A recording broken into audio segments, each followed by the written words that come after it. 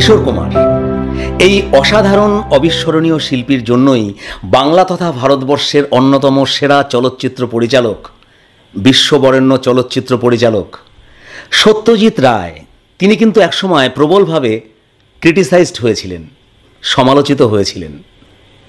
শুনতে অবিশ্বাস্য লাগলেও এটাই সত্যি যে কিশোর কুমারকে দিয়ে গান গাওয়ানোর জন্যই বহু বিদগ্ধ মানুষজন, বহু সঙ্গীত বিশেষজ্ঞ সত্যজিৎ রায়ের কঠিন সমালোচনা করেছিলেন। কি হয়েছিল সে সময়? হ্যাঁ, সে কথা বলার জন্যই আজ কিশোর কুমারের জন্মদিনে এই ভিডিওর উপস্থাপনা। আপনারা অনেকেই হয়তো জানেন যে সত্যজিৎ রায়ের চারুলতা এবং ঘরে বাইরে এই দুটি সিনেমার জন্য কিশোর কুমার রবীন্দ্রসঙ্গীত গেয়েছিলেন, পর্দায় প্লেব্যাক করেছিলেন। 1964 সে বছর সত্যজিৎ রায়ের চারুলতা ছবিটি মুক্তি পায়।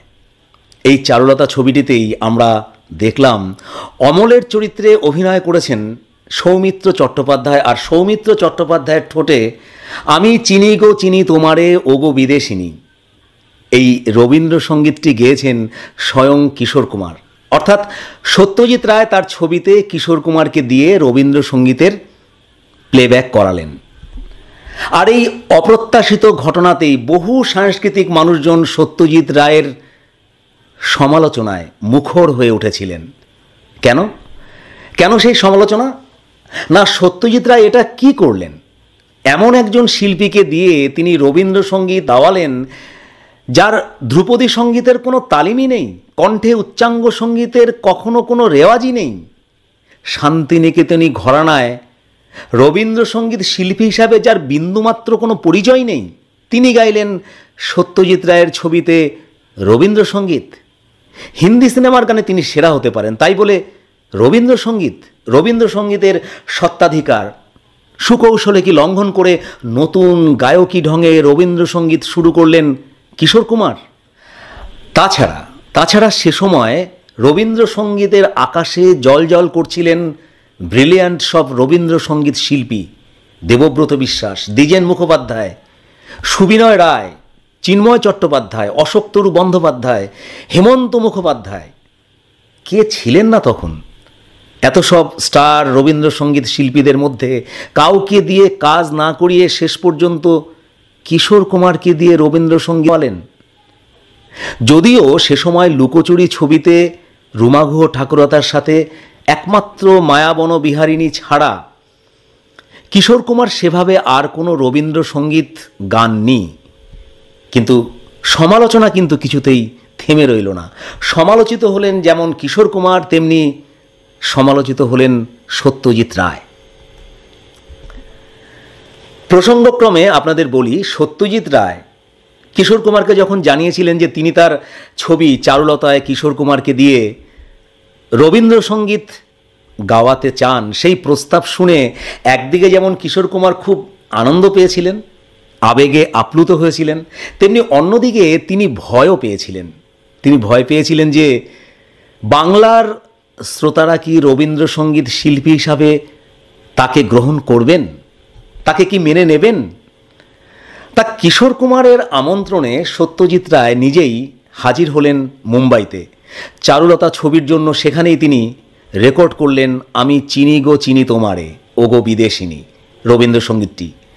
ছবি রিলিজ হওয়ার পর কলকাতার বুদ্ধিজীবী মহল ভ্রু কুঁচকে থাকলেও বাংলার অজস্র অগণিত মানুষ কিন্তু মুক্ত কণ্ঠে স্বীকার করলেন যে রবীন্দ্রসঙ্গীতে কিশোর কুমার অসাধারণ পারদর্শিতা দেখিয়েছেন।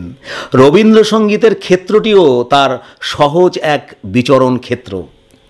তার সত্যজিৎ রায় কিন্তু সেই সময় সমস্ত ক্রিটিসিজমকে সুন্দরভাবে বাইপাস করে দিয়েছিলেন। তিনি পরিষ্কার বলেছিলেন, আমি একটা ফ্রেশনেস চাইছিলাম, এমন একজন শিল্পী চাইছিলাম যিনি কোনোদিনও রবীন্দ্রসঙ্গীত গান গাননি, রবীন্দ্রসঙ্গীত শিল্পী হিসাবে যার কোনো নামডাক হয়নি। সেদিক দিয়ে কিশোর কুমার ছিলেন তার পারফেক্ট চয়েস। অন্যদিকে কিন্তু সমালোচকদের উপযুক্ত জবাব দেওয়ার জন্য ধীরে ধীরে নিজেকে প্রস্তুত করতে শুরু করেছিলেন কিশোর কুমার। হেমন্ত মুখোপাধ্যায়ের সহযোগিতায় রবীন্দ্রসঙ্গীতের উপর অসাধারণ এক অ্যালবাম তৈরি করার জন্য তিনি উদ্যোগী হলেন। 1981 সালে হেমন্ত মুখোপাধ্যায়ের নির্দেশনায় 12টি রবীন্দ্রসঙ্গীত নিয়ে একটা অনবদ্য অ্যালবাম তিনি বার করলেন। অবশেষে সেই মিউজিক অ্যালবাম ধীরে ধীরে সমালোচকদের কণ্ঠ রোধ করে দিল। বাংলায় রবীন্দ্রসঙ্গীত শিল্পী হিসাবে কিশোর কুমার অচিরেই এক উজ্জ্বল নক্ষত্র হিসাবে নিজেকে প্রতিষ্ঠা করলেন। 1984-তে সত্যজিৎ রায় তার আরেকটি ছবি ঘরে বাইরে, সেই ছবির জন্য কিশোর কুমারকে দিয়ে আরেকবার রবীন্দ্রসঙ্গীত গান গাইয়েছিলেন। পর্দায় সৌমিত্র চট্টোপাধ্যায়ের লিপে কিশোর কুমার গাইলেন বিধির বাঁধন কাটবে তুমি এমন শক্তিমান। এবারেও ব্যস্ততার জন্য কিশোর কুমার কলকাতায় আসতে পারলেন না। সত্যজিৎ রায় নিজেই মুম্বাইয়ে গিয়ে কিশোর কুমারকে দিয়ে একদিনের মধ্যে গানটি শিখিয়ে রেকর্ড করিয়ে নিয়ে এসেছিলেন। এবার একটা গল্প বলি। শোনা যায় পুরো পেমেন্ট না পেলে কখনো কিশোর কুমার গান রেকর্ড করতেন না। রেকর্ড রুমের কাছে নাকি একটা বাটি রাখা থাকতো। টাকা পেয়ে গেলে তার এজেন্ট বাটিটা উল্টে রাখত। উল্টে রাখা বাটি দেখে কিশোর কুমার বুঝতে পারতেন যে ফুল পেমেন্ট হয়ে গেছে। এবার তিনি গাইতে শুরু করতেন। একবার রেকর্ডিংয়ের সামনে নিয়ম করেই বাটিটি রাখা ছিল, কিন্তু কিছুতেই বাটি আর উল্টাচ্ছিল না। কিশোর কুমারও কিছুতেই গান শুরু করতে পারছিলেন না, ফুল পেমেন্ট তো হয়নি।